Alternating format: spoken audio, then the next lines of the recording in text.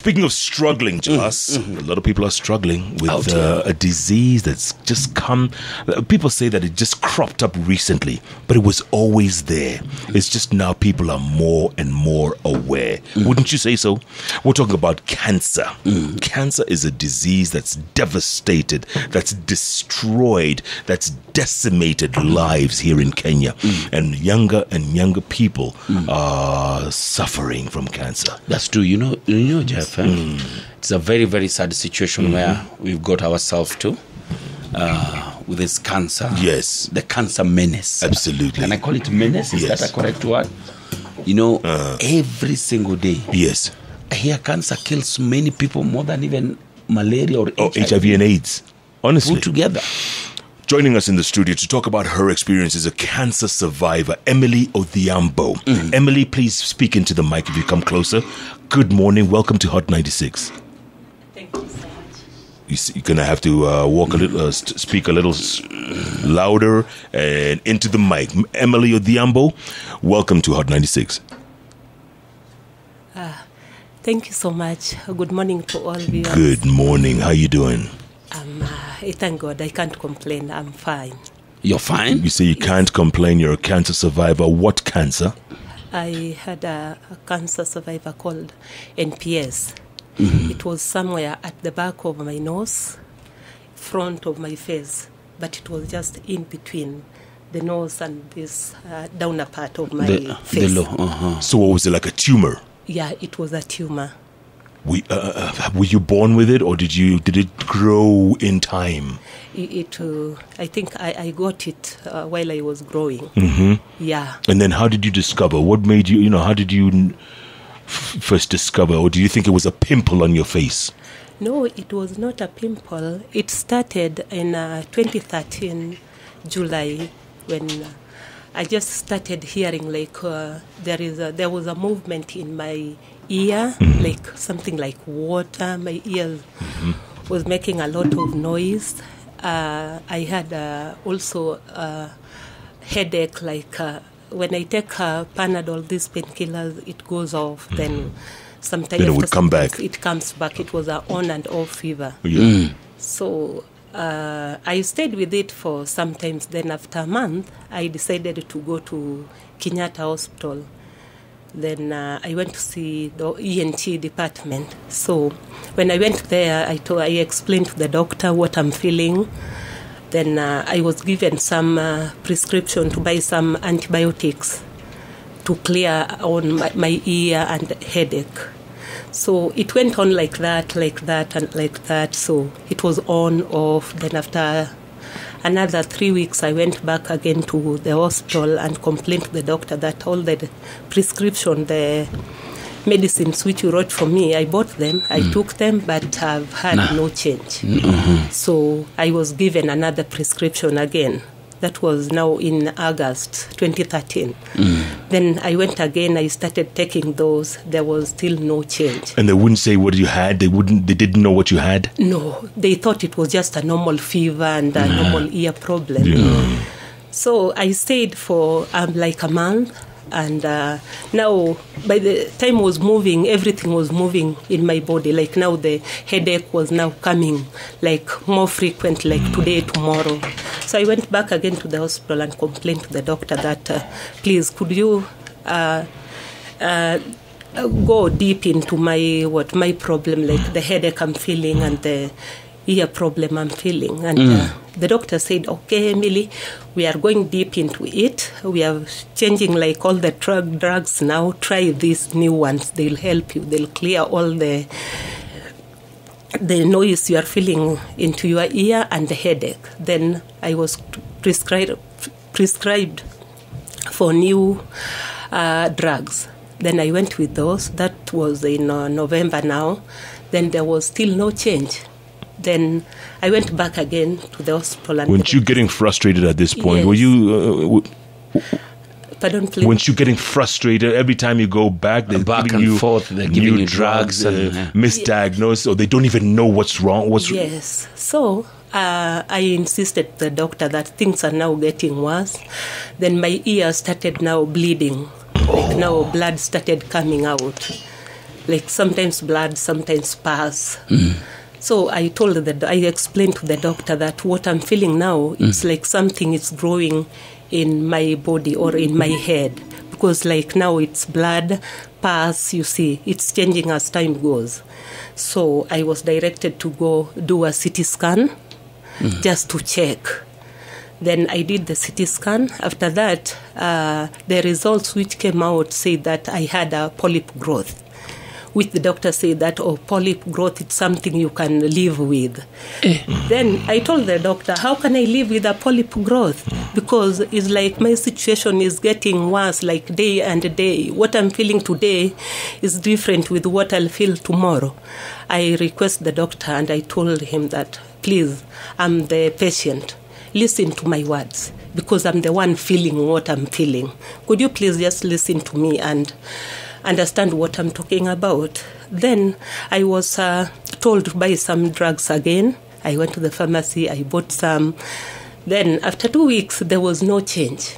So I had to go back again to the hospital and complained again to the doctor and said, please, give me a better move, because my situation is getting worse as time goes.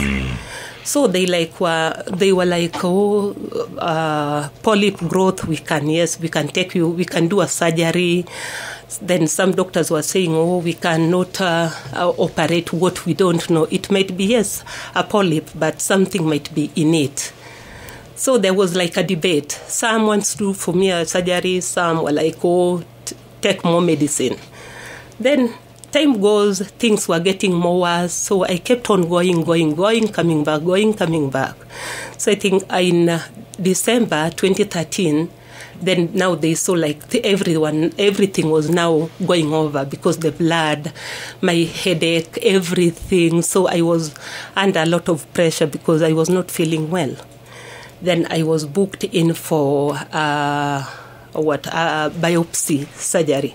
Just got piece of the growth, the polyp, the growth which was in me, and to be tested. Then they see what was in me. So the surgery, they did the surgery on 2013 December 18th. So that is when I went. I was admitted. Then after that, they did the surgery. Then I went back home. I was discharged. Then I was told to come back on the 4th of January for the results. That was 2014. So I went back for the results. That is now I was diagnosed with a tumor cancer, stage 2. Stage 2. Yeah. And all that time that you kept going back and forth, they could have diagnosed it earlier, couldn't they? Right? Hold that thought, because Dr. Catherine Nyongesa also joins us here in the studio. And Dr. Nyongesa, this is one of the big problems that people have. First of all, welcome to Hot 96. Thank you. If you speak closer into the microphone. One of the biggest problems. And Dr. is my friend, by the way. You have to start from that point. Oh, she's your friend? Yes. How come it's all your friends who come to the studio? Because you don't invite your friends. Karibu sana Daktari. Asante. She's from Texas Cancer Center. That's true? Texas. So tell us, Daktari, do you get this complaint often that either the disease is misdiagnosed, or doctors are experimenting and they don't know what it is? Do you find that? Does that occur often? It's quite common. Why? It's because cancer symptoms and signs do not, they actually mimic many disease conditions. Like what Emily was feeling, headache, they will tell her probably it's sinusitis. The earache, they will think it's an infection. And the time she started having an ear discharge, they will also think it's an infection. So cancer symptoms are quite, sometimes they can be quite deceiving. And the doctor needs to have a high index of suspicion. And if they are being treated for symptoms that are not going away, they actually need to seek maybe second opinion or run more tests. I was going to go there, second opinion. Or do we have the equipment these days, like at the Texas Cancer Center? Are there like MRIs or CT scans? Are there instruments that can detect early? The government really has equipped most of the counties with the cancer screening equipment. CT scans, MRI are available. For Texas Cancer Center, we only take patients who have been diagnosed with cancer. So most likely they've been to other hospitals and they have been taken to theater or they've done the biopsy. And then once it's confirmed, then you get referred for treatment, whether it's chemotherapy or radiotherapy. So I would say really we need to create even more awareness in the medical fraternity. We need to teach our medical students about picking up signs and symptoms of cancer. And if you go online, the doctors came together in 2013 and formulated what we call the National Cancer Guidelines, which actually guide and show common symptoms depending on the part of the body that could be affected. And these things can be picked up even from the county level and be referred maybe to a referral hospital. Yeah. Have you seen the number of cancer cases rise in the last few years? Yes, cancer is rising. Every year we see over 40,000 new cancer cases, and we think this is an underreporting. 40,000? 40,000. Which is still underreporting. Yes, there's because we don't have a national cancer registry. And most of the patients present late, so we lose about 28,000 of the 40,000. Of the 40,000? Every year. 28,000 will die. Yes, because of the disease. And we think also because of the, I can imagine somebody coming from Northeastern with a cancer or symptoms like Emily's. By the time you navigate your way to Nairobi to get actual treatment, it takes time. It's too late. Yeah. It's too late. It's too late, and the cancer is usually in stage 3 and 4. What is the average age, doctor, these days? Cancer can occur in all age groups. No, this out of the 40,000, what are we talking? Between the ages of 20 and 50 or? I would say majority of the cancers occur in adults. Children contribute to a smaller percentage. Yeah. But are you seeing the demographics younger and younger now? True. Yeah, we have younger people getting cancer. Like if you look at breast cancer in the developed countries, these are women of 60 and 70 years. In our country, we are talking of 40 years, 50 years. So our population is younger, especially the ones getting cancer. And that is because of what?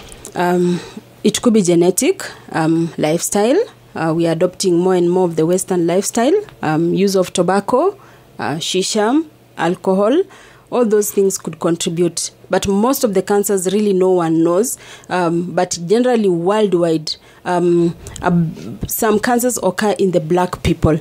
Why? Compared to the white people. Why? And we think it's more genetic. Yeah. We have some genes in us that will make our cells turn or mutate to become cancer. Like which ones? Which cancers are more prevalent? Which cancer is the most reported here, say here in Kenya? When we look at the women, the commonest cancer is breasts. This is followed by cervical cancer. Cervical. Yes. That's number 2. Number 2. When we go to the men, we are seeing a lot of throat cancer and prostate cancer. Is that right? Yes. Throat because of smoking or? Because of smoking, yeah. Also, we think because of infection, we call them human papilloma virus. We also have a virus which comes like a flu in children. Like what Emily has, we call it EBV virus. So Emily could have been exposed to that virus as a flu when she was young.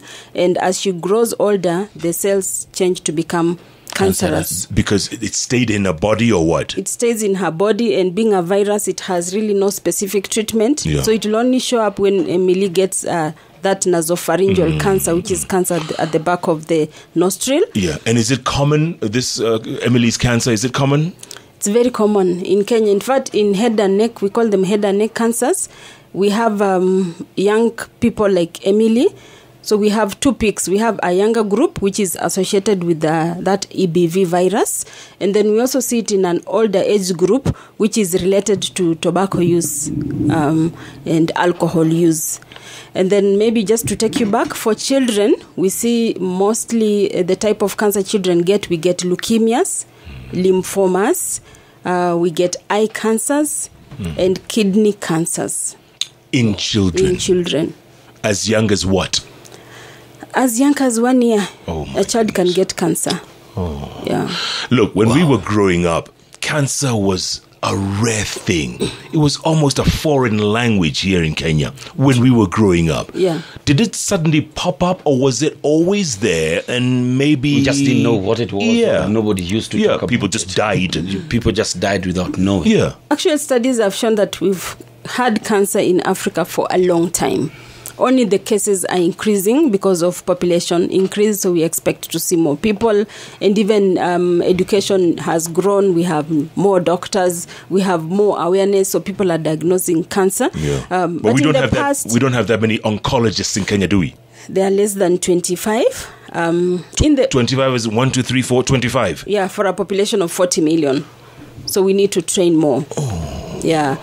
And in the past, I remember when we were growing up, I would see like a woman with a breast lump and it burst. And that time they could say, oh, that she was bewitched by her co-wife. Amerogwa. And the co-wife looked at her badly because they are fighting for a man. You can imagine. Yeah, in fact, I had a patient like that. I asked her, she said, no, this is not cancer. Whatever is in my breast, I know my co-wife looked at me badly and I've had this lump. She actually totally refused to go to hospital until it was too late. These are educated people. Maybe the ones who believe in witchcraft. Yeah, so... Okay, But now cancer is a reality and it exists, and cancer cannot be, you cannot be bewitched to get cancer. Yeah. My goodness. Okay, back to Emily. Emily, so did they perform surgery? Did they extract what was in your nose? After I was told that I was having a cancerous tumor. Okay. So did they take it out? No, they did not take it out because they said when they take it out, it could have damaged like the inner part of my face. Like it was not in a good... at the right place to be taken out. So what did they do? So what did they do? So what I was once by the time I was told that Emily, you are having a tumor, cancerous tumor, at stage 2, I was I got shocked because to hear the name cancer, it was like a drama. Like I asked, the doctor who told me about it, and I asked her 10 times, cancer tumor in me, and she said yes. Another second, third cancer tumor in me. I could not believe that me, Emily, having a cancer. Then I told her, please, now which direction should I follow? And she told me, now you go to cancer department and open a page for cancer treatment. Now we don't belong to ENT department. And I was like, me, Emily, having cancer, I could not believe it. Because to hear the name cancer, first, you can even get confused and die, or even get stressed up and die. So I stayed in the hospital for 3 hours, doing nothing, thinking nothing, but what was in my heart was cancer. The first thing which came into my mind, I'll die, leave my kids alone. Who will take care of them? That was what came first. So I stayed at the hospital for 3 hours, doing nothing, just confused, talking for myself. Then I decided to leave at around 2 o'clock. I went home with all my MRI scans, all the reports. Then I reached home. I went into my room. I locked. I cried, cried. Did you break the news to your family? No. You didn't? No, I didn't. Why not? Break it. Because it was so sad for me. Because by breaking it, it could have made me cry more. Okay, how soon did you tell your family after that? I stayed, I cried for 3 days. Locked myself in the room. Crying. And your children didn't know? No, they did not notice. I just told them that I'm not feeling well, so please, I'll have more time to rest, sleep, because that is what I've been told with the doctor, because I did not want to break the news, the word cancer, to my kids. Yeah. So after 3 days, I decided now, even if I cry, the facts remain that I have a cancer tumor. How can I go about it? I wake up in the morning on the 3rd day morning at 5:30. I prayed first. After praying, I told God, give me courage to undergo this journey. I'm not the only one, and I'm not the first one, and I'm not alone. So God, give me courage. Okay, let's fast forward, Emily, okay? Because for the sake of time, I know it's... Then I broke up to my family. Again, now I talked to my 2 sisters. I told them who I was at the hospital. I was in the hospital. I was diagnosed with this. This is the case. Then I typed a message. I sent it to my friends just to tell them what I'm going through. Now, immediately my friends came in. But they came in, some are doctors, so they came in for advice. So what I was told is to start the treatment immediately. Was it chemo? The chemo and radiation. And radiation. Because I had to have 40 chemo, 7 radiation. Wow. 40 radiation, 7 chemotherapy. Okay. Both at the same time. Have you finished those?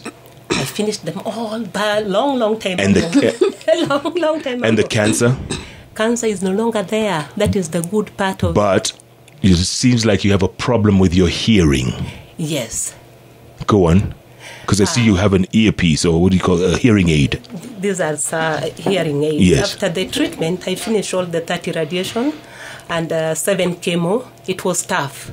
But being with the Dr. Nyongesa from Texas, she really gave me like a care. She's more than a mother to me, this Catherine Nyongesa, more than a sister to me. Because before I started the treatment, she gave me like all the counseling. Emily, you will, because I was size 16. Yeah.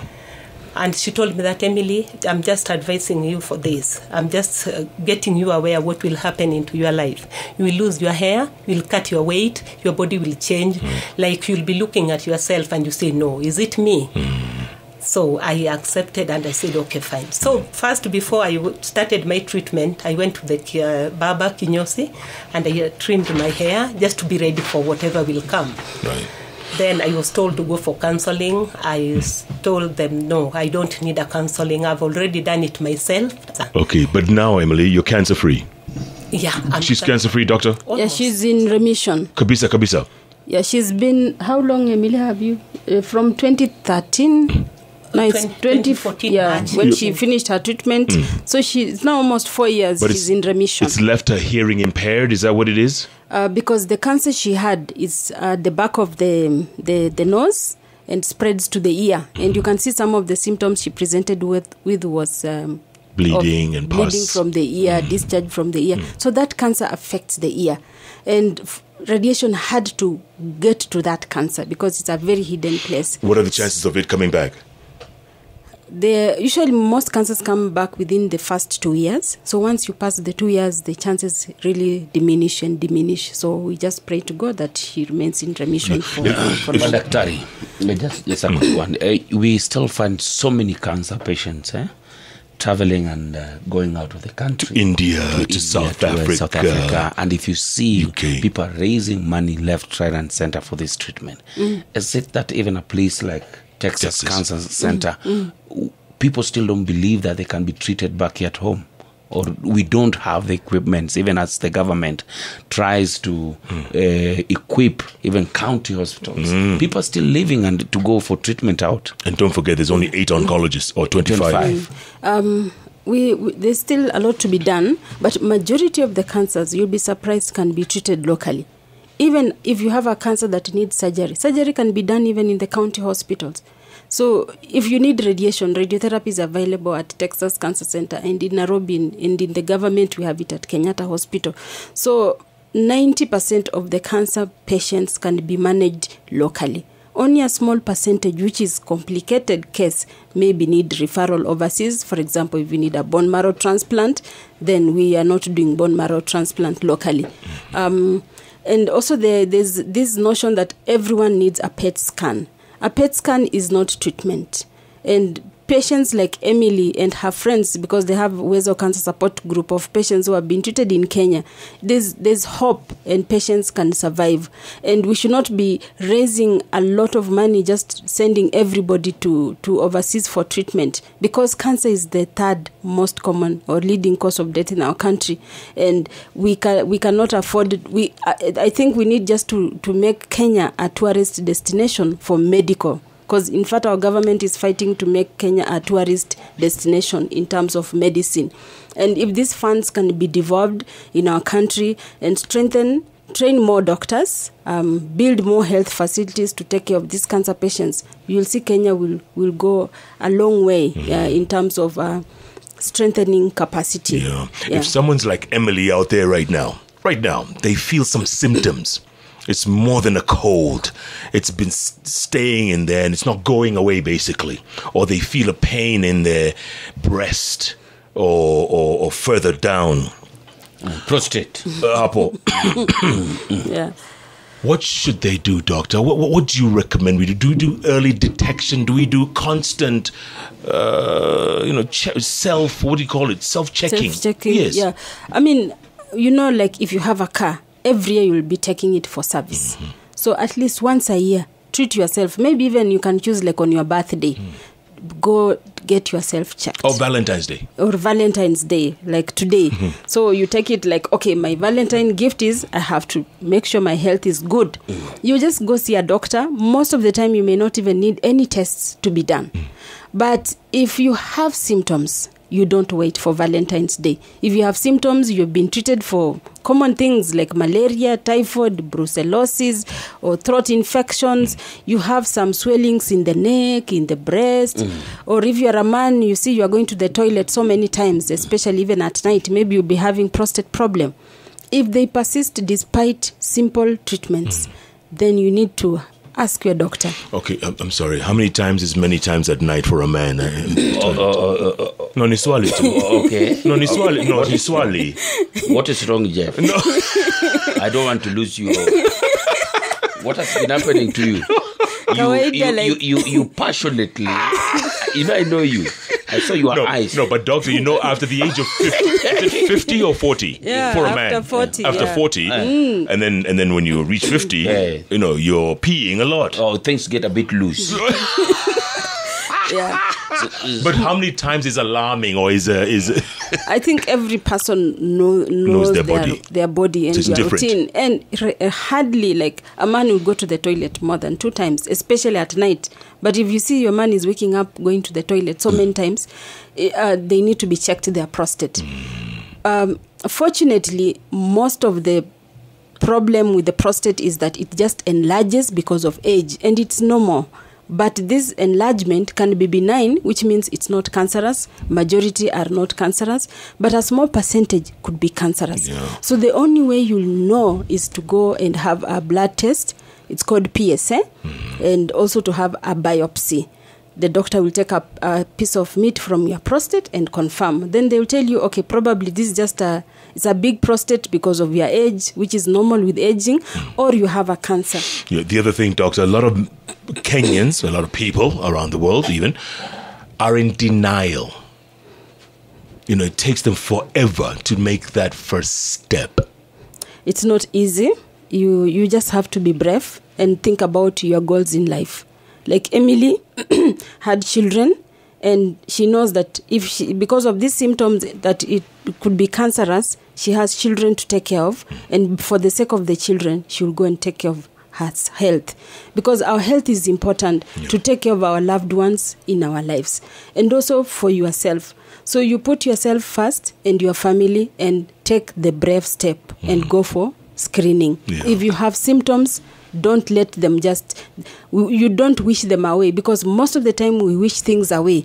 But if you wish those things away and they're not going, don't wait, because the cancer will move from stage 1 to stage 4, which can be unmanageable in the late stages. So today, before you pick that flower, before he sends down that bouquet of chocolate, before you put on that red dress, before you go out there with the candles and darkness in the name of eating some candlelit dinner.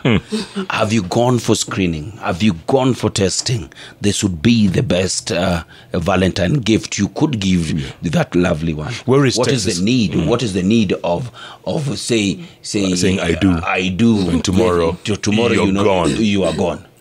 Yes. Where is Texas, Kansas? Just down here. Down the road, in case people don't know. Oh, yeah. At least, because I go there most of the time. Jalash. It is located on Bagathi Road, near T-Mall, on your way to Strathmore University. You can reach Texas Cancer Center on Facebook. You can check on online, texascancercenter.co.ke. You can also phone. The phone number is 0716 279 632. 0716 632. But there's also this other one here. We have the Hurlingham branch is mainly for admission cases, but all new patients needs to go to the Bagathi branch. Yeah. And also just to add for Valentine today, if you are a man and you are a woman, you have a girlfriend or your wife, examine their breasts. We are encouraging men today to examine their women's breasts. If you feel any lump, take your loved one to hospital for a scan. Loved one, not any woman. I wanted to start with Cynthia. And also, I just wanted to volunteer. I wanted to do my part for the day. Start with Cynthia, then go to Dr. then go to Emily. Just examine it. Would you examine me? Satan.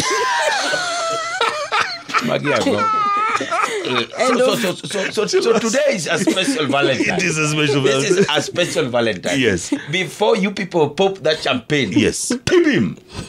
Examine the baby. Each other. Examine. Each other. Hey, just if you feel something lumpy, kiti mefura. Now weka mkono nini kidole kwa nini? The flat palm, hapana kupok weka na mkono flat na. Pia usungusi ni kama unabadilisha channel ya radio. Nasugusa ni kama unatafuta Hot 96. Never. So how is the best examination method? How do you hold it? I've seen actually some women trying to hide from their men when they have a lump in the breast. You see, when your wife takes so long to come to bed, she's busy watching or busy in the kitchen, so she finds you are asleep, so you won't feel her breast. But now is you have to try and push her to come early, and you palpate with the flat palm of your hand. You don't poke because our breasts have got normal lumps like fat. We have glands, the skin. So you first you look. Maybe is the symmetry at the breast equal in size? Is one bigger? And ask her, has it been like this? Because it's normal, like one breast can be bigger than the other one, but doesn't mean that the one which is big has cancer. Also, you look at the skin color. You look at the nipple. Is it dimpled? And then you now start palpating for any lumps. You touch with the flat part of your hand. You squeeze her nipple to see if there's an abnormal discharge. Obviously, if your woman is breastfeeding, there will be milk. There will be milk. So don't worry. But if she has not been discharge. Pregnant for a very long time and there's a discharge, you can take her for charging for tests. For charging. For test. But the softer part is upper katikati. So, but she raises her hands up. Alafu unasungusa pole pole. Daktari. Weni daktari sasa. Kwanza hapa kando, hapa unaanzia kando next to the armpit. Unaleta pole pole, unasungusa pole pole. If you feel any then sana hapo kwa squeezing of the nipple. You don't squeeze hard. Okay, you're just checking for discharge. Kidogo tu. Kidogo. Yeah. Unasikia? Kidogo. Thank you for that advice, Dr. Emily Odhiambo. Give us some final thoughts going forward. There are a lot of women, a lot of people out there who find themselves in a similar predicament that you were in.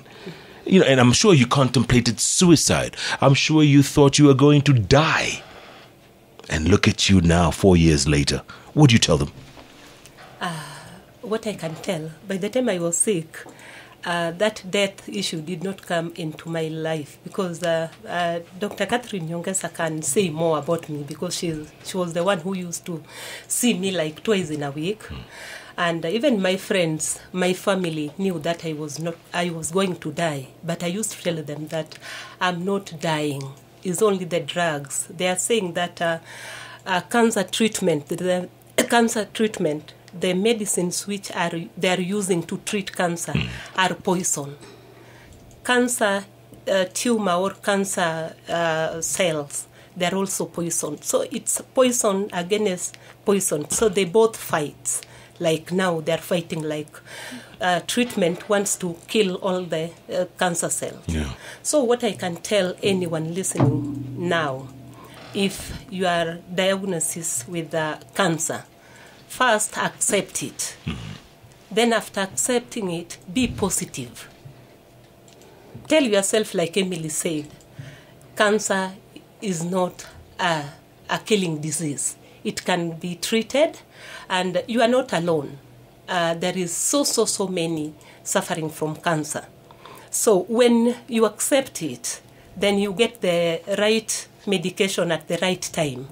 You can live for so many years, like Emily now. Absolutely. Yes. Absolutely. A lot of people, a lot of tweets coming in, very thick and very fast. Yeah. A lot of people saying, Emily, you're a very brave woman. Musimbi Dorka says, I feel Emily's pain, but above all, God is great. Amen. Emmy Wilson says, I can hear and feel the pain that Emily went through, but God is great. I wish her full recovery. Amen.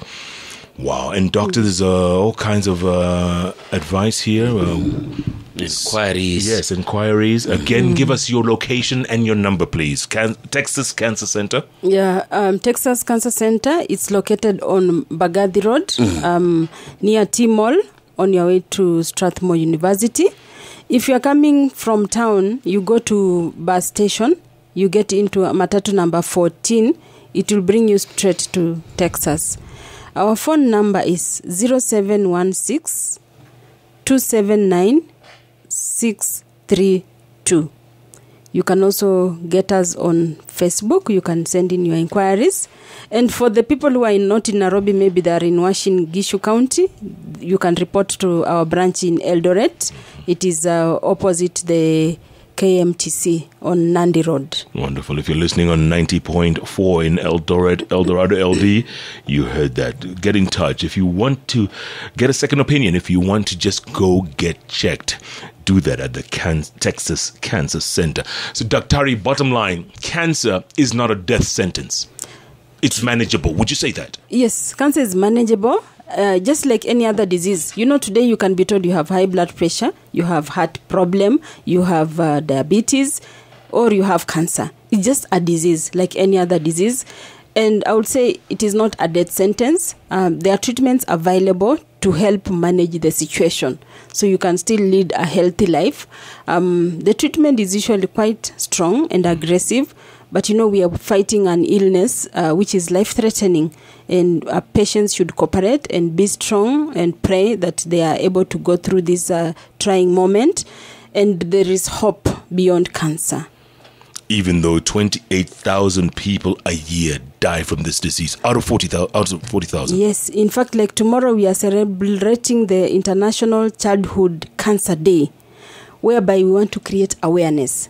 Because fortunately for children, 80% of the cancers can be cured, unlike for adults. So if we create more awareness, teachers in school are able to pick up these symptoms that, okay, there's childhood cancer, and not say this kid has just refused to go to do his homework, has refused to go to play. Because children with cancer, for example, they come with tiredness, just lethargy, they don't want to eat, they just slow down in school. So if teachers are able to pick these things and tell the parent, because they spend more time with our children, and alert the parent that this kid is not all right. So tomorrow we are actually we will be joined by school kids and children who have had cancer and survived, in ushering in this day and celebrating the day and creating more awareness. We'll still be at the Texas Cancer Center, Mbagathi Road, and members of the public who would like to learn more about childhood cancers, what are the common symptoms, how to manage, can come from between 7 a.m. up to 2 p.m. in the afternoon tomorrow. Wonderful. Thank you. Dr. Catherine Nyongesa, Texas Cancer Center. Emily Odhiambo, cancer survivor. Thank you so much for coming to tell us your stories. And hopefully on this Valentine's Day, we can inspire and encourage people to do the right also the women, don't forget our men, that we need to take care of them. Watch out for any unusual symptoms. If your man goes out too many times at night, also ask him to go and be checked. If he goes out to the bar or if he goes out to the bathroom. Ile yako hii. Ile haja ndogo unaenda usiku. Kila saa, oh baby songa. Oh baby. Kila saa. No. Hatutaishi namna hiyo. Go for test. Yes. And please, girls and ladies must now be very, very vigilant to watch out for these things. And it should not be during Valentine. Keep on testing. And feel the body. If there are any growths, swellings, lumps, So you're saying pick them up. Keep massaging. Kishi is yours. Massage every part of the body. Any lump could be cancerous. Go for test. Okay. Thank you so much, Thank you. Doctor. Dr. Harry, thank you, Emily. God bless you both.